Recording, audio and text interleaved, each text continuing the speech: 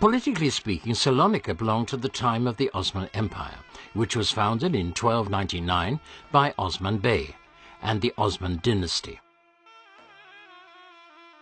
Osman Bey himself stemmed from the so-called Oghuzan, the Turkish warrior people who had their roots back in Asia Minor.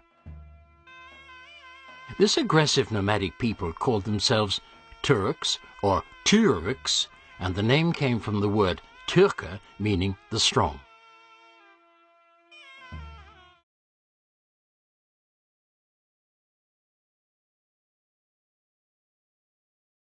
Mustafa Kemal was infected with the ideas of the Young Turks. After graduation, Mustafa Kemal applied for entrance to another senior military academy, this time the General Staff Academy in Istanbul. It was here that he met fellow students who were later to accompany him his whole life long. His interest in politics grew. In an organization called Fatherland and Freedom, he took over the job of editor for a publication called Vatan, in which he published his first patriotic articles.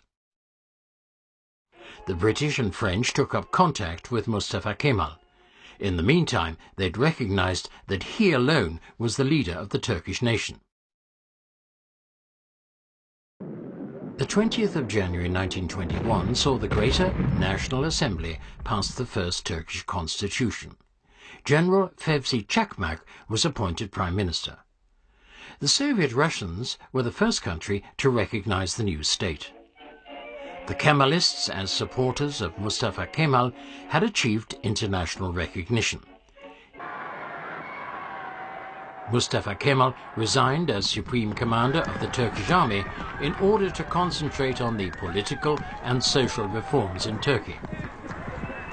His first task was to bring the Osman Empire to an end. And the Sultanate is now history. The government in Istanbul is not legal. Istanbul and its surrounding areas belong under the influence of the government in Ankara. The cabinet in Istanbul is dissolved 3 days later. The national government takes over the administration of the former capital on the Bosphorus. Then, on the 16th of November, charges accusing Sultan Fahrettin of treason are laid. He, together with his son and some servants, flee the country on board the British warship Malaya. He, the 42-year-old, was unanimously elected the first president of Turkey by Parliament. His comrade-in-arms and friend, İsmet İnönü, was awarded the job of minister-president. Mustafa Kemal then created the Republican People's Party to head the Kemalism movement. He wanted to use the party to come to grips with the tasks facing them in the future.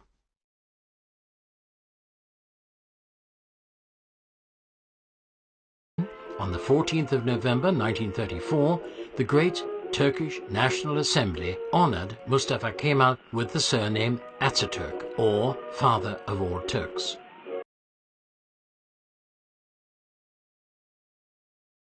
Center for Holocaust and Genocide Studies.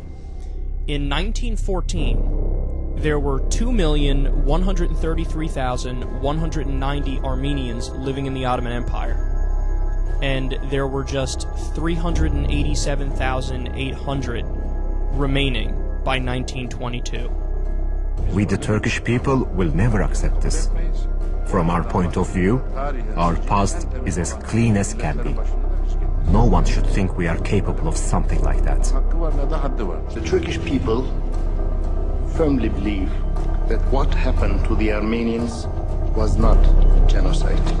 Our society, our culture, we do not commit genocide. We will never accept an accusation like that. History repeats itself.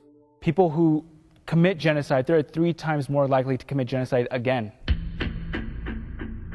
Armenians here in the valley are being forced to flee their homes. Some have even been killed. The situation is tense, with Al-Qaeda forces rushing in last week, giving families no choice but to run for their lives, leaving everything behind. The attacks come on the heels. It certainly is critical, and as we look at some of the atrocities that are happening around the world, Mr. Speaker, I want to rise today to talk about the Armenian genocide. This genocide is a fact and cannot be ignored.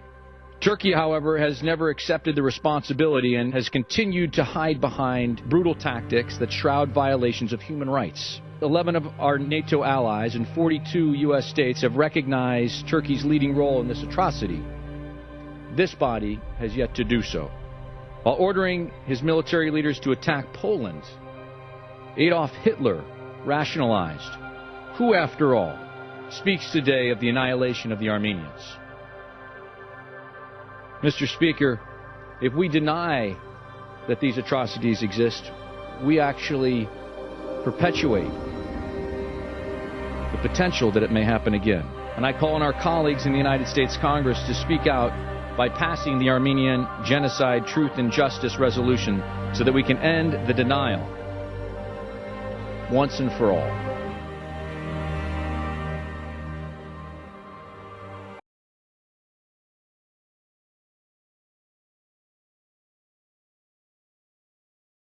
Archduke Franz Ferdinand and his wife. The echoes of the shots resounded all over Europe, and the entire continent trembled. Mobilization was carried out on all sides, and a short time later the armies of the major European powers marched forward to take up positions.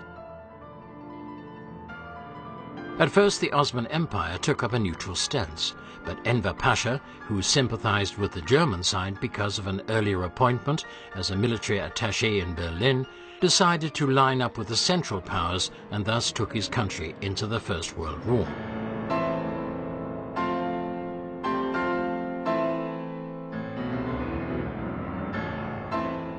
Germany and the Ottoman Empire signed a secret military agreement on the 2nd of August 1914. One day later, general mobilization took place in Turkey.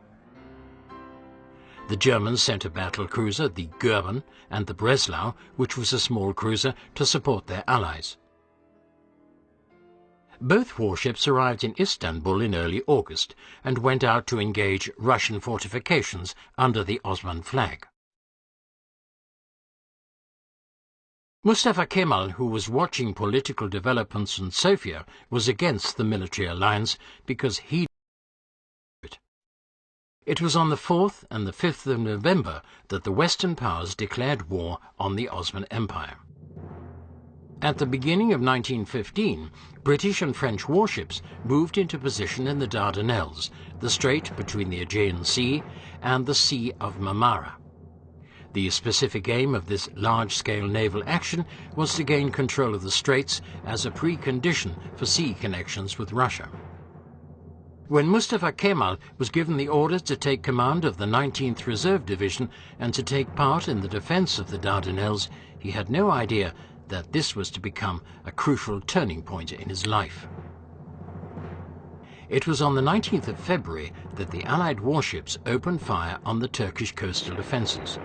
At this point, Mustafa Kemal and his men had taken up positions on the Gallipoli Peninsula. The 18th of March, 1915. Large Allied warships attempt to break through the Straits of Dardanelles. The British War Minister Lord Kitchener and his naval commander Winston Churchill, who had played a part in planning the campaign, hadn't really expected any great resistance, but they were wrong. The attack failed under the pressure of fire from the Turkish coastal batteries and torpedo and mine attacks from German U-boats. The French warship Beauvais, as well as the British cruisers Irresistible and Ocean, were sunk, and a further 4 vessels damaged. In a further attempt to seize control of the straits, the Allies launched a large-scale attack on Gallipoli with 81,000 men on the 25th of April. Without any hesitation, Mustafa Kemal seized the initiative and put his men in the path of the advancing British forces. Something that hadn't been thought possible took place. The British attack was repulsed. Even a second landing attempt on the southern peninsula near Al-Sitipi by Allied troops was halted by Turkish fire. At the end of the fighting, the Entente nations had suffered a serious defeat. The 1st of June saw Mustafa Kemal promoted to the rank of colonel for his successes and personal courage. Then, during the night of the 7th of August, the British made a third try to move behind the Turkish forces close to Suvla Bay, which is north of the strategic Aribono high ground. Once again, it was Mustafa Kemal who stood firm. There are eyewitness reports of how he led his troops forward and called on them to show courage in a hail of fire. His example helped his troops to stand firm even in the face of a gas attack intended to break resistance. Later, the international criticism of the British use of gas prompted Churchill to show his true colours when he said he couldn't understand the oversensitive reaction to the use of gas. He said he was definitely in favour of using it against uncivilized tribes. But even this weapon of war didn't help the British. At the end, the Turkish forces were able to register success.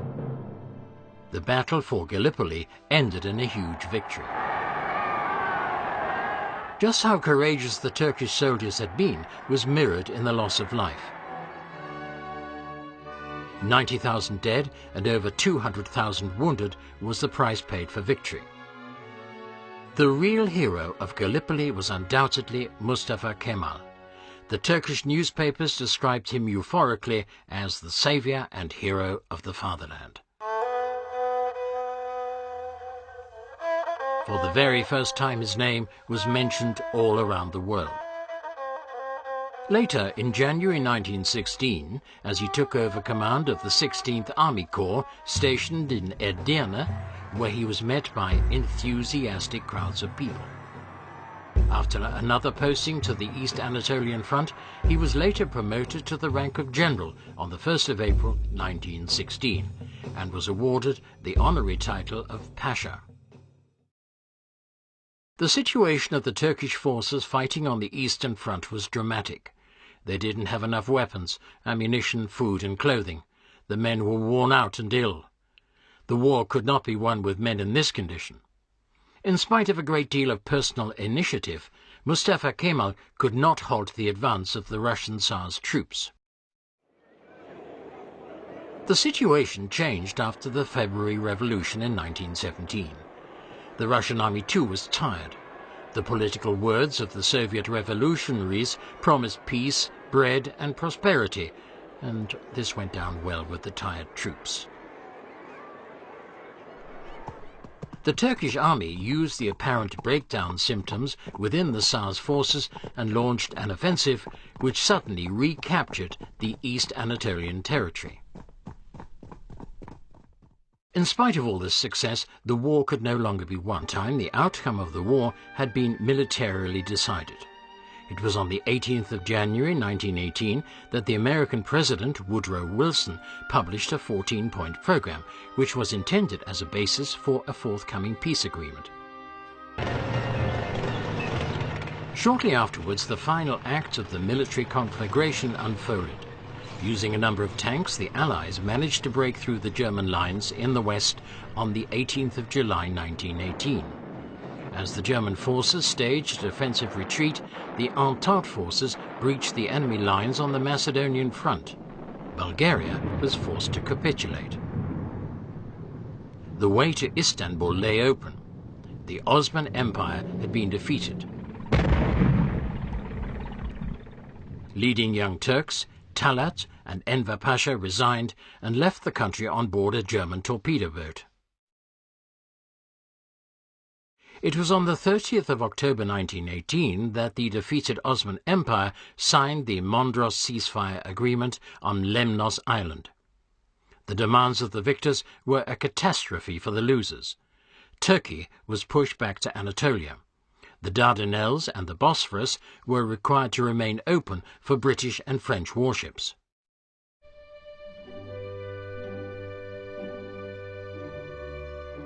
Manpower of the Turkish army was limited to 50,000 men, and the country itself was subject to rigorous financial and military controls. As the British occupied Iskenderun and the oil-rich region around Mosul on the 8th of November, it appeared that Turks had been reduced to a colonized people.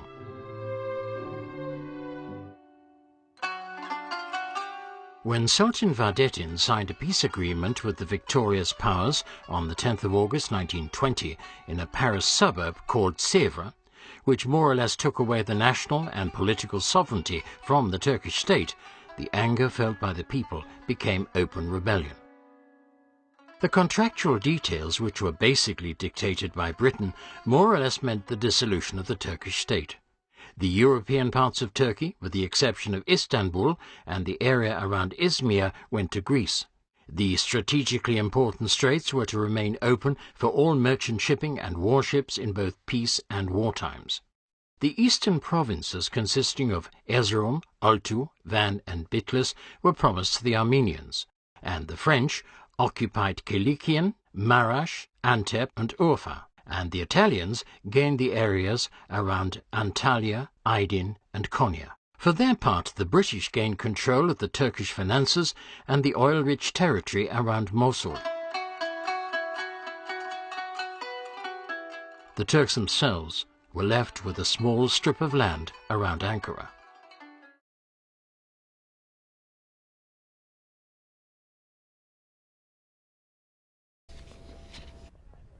At their latest in a series of meetings to discuss the Syrian conflict, EU foreign affairs ministers admitted that commitments made by the EU in recent months relating to the subject, especially regarding the refugee crisis, are not being implemented quickly enough. Turkish Foreign Minister Mevlut Çavuşoğlu attended the meeting and was put under pressure to ensure that thousands of Syrian refugees currently trying to cross into Turkey are allowed to do so. The support that the European Union is providing to Turkey, among others, is aimed exactly at guaranteeing that Turkey has the means, the instruments, the resources to protect and to host people that are seeking asylum. Turkish President Recep Tayyip Erdogan says Ankara is ready to let in tens of thousands of Syrian refugees stranded at its border if necessary. Erdogan said that if the refugees have no other choice, then Turkey has to let them in. The European Union has called on Turkey not to ignore its international obligations to keep its borders open to refugees. While the Arab states of the Persian Gulf together have accepted 0 Syrian refugees. Turkey is the main route for refugees fleeing wars in the Middle East and North Africa to reach Europe. Over 1 million refugees entered the EU last year through Turkey. Turkey's been playing a pivotal role in the migrant influx. At the moment, it hosts nearly 3 million Syrian refugees. It's also the main gateway for more than 2,000 who cross each and every day into Greece. Hey, Syria! Syria! I say also, but you can just... The means, the instruments, the resources.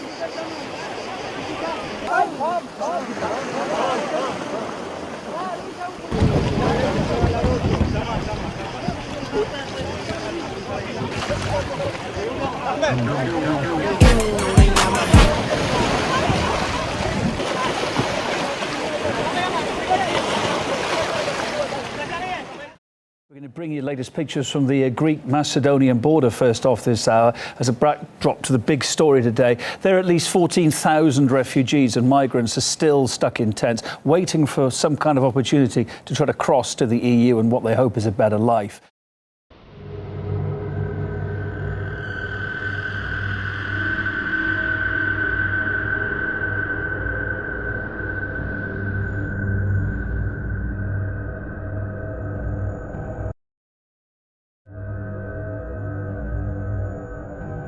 There is no other path to victory except through sacrifice and jihad.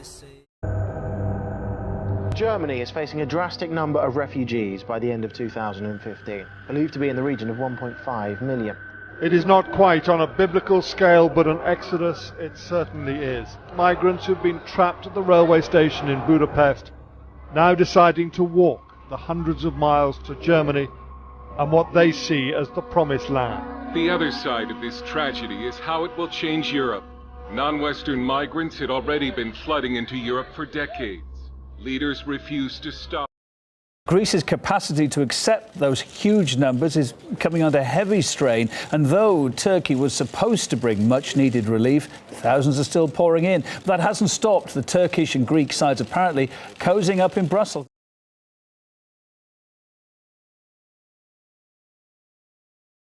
Sehen, dass wir hier in der Europäischen Union umringt sind von Konflikten, die eher näher kommen an uns, als dass sie weiter weggehen.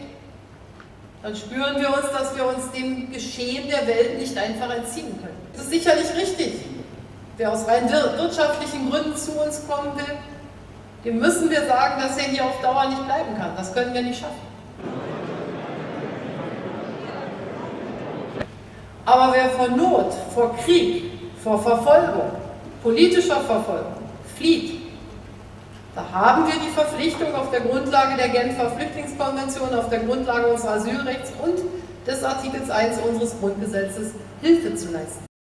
While in Athens, volunteers have been collecting much-needed help for those people stranded. Now, at the same time, as I say, the big story today regarding all this, in Brussels, EU leaders are right now meeting with Turkey to try and find ways to stem the flow of migrants reaching the bloc.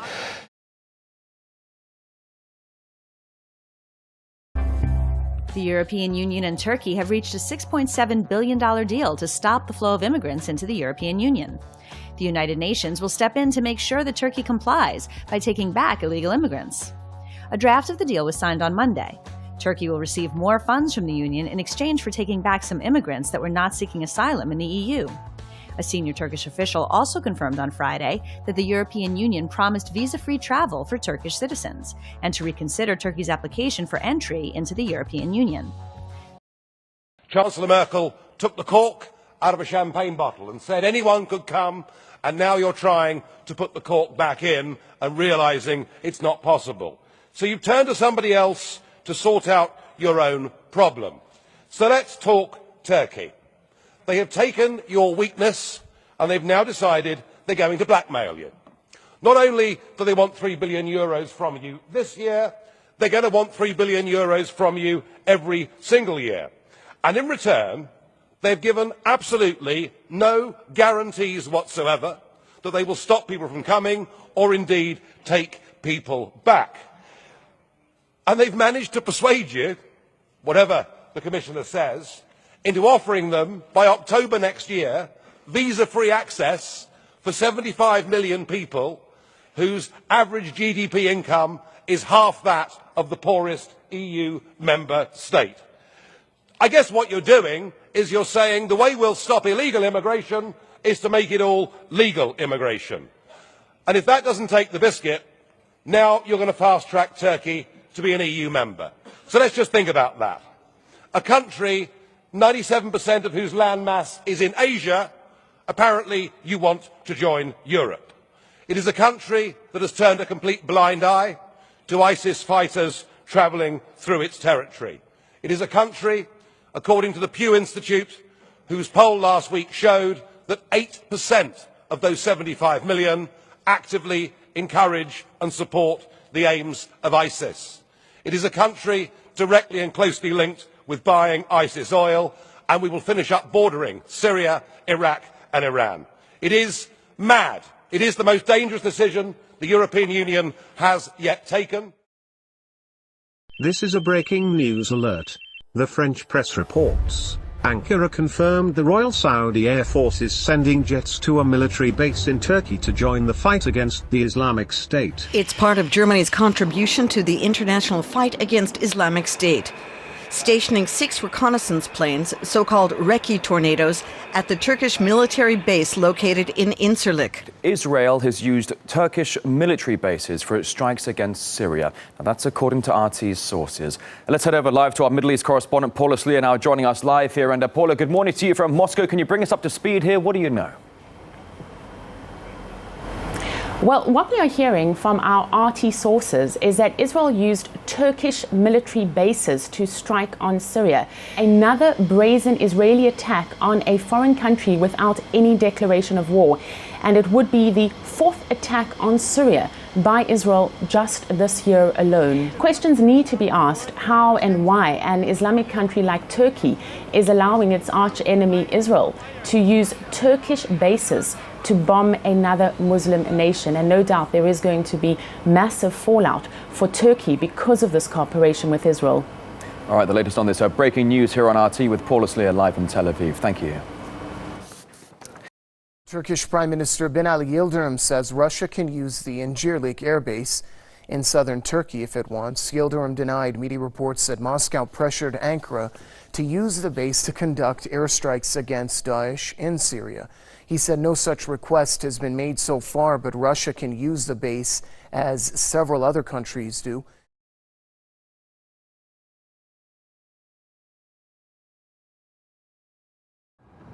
EU leaders have staunchly backed the Netherlands over its diplomatic row with Turkey. Paolo, buongiorno. After President Erdogan compared two prominent EU countries to the Third Reich. And the one who is doing this is taking distance from Europe and not trying to enter the European Union.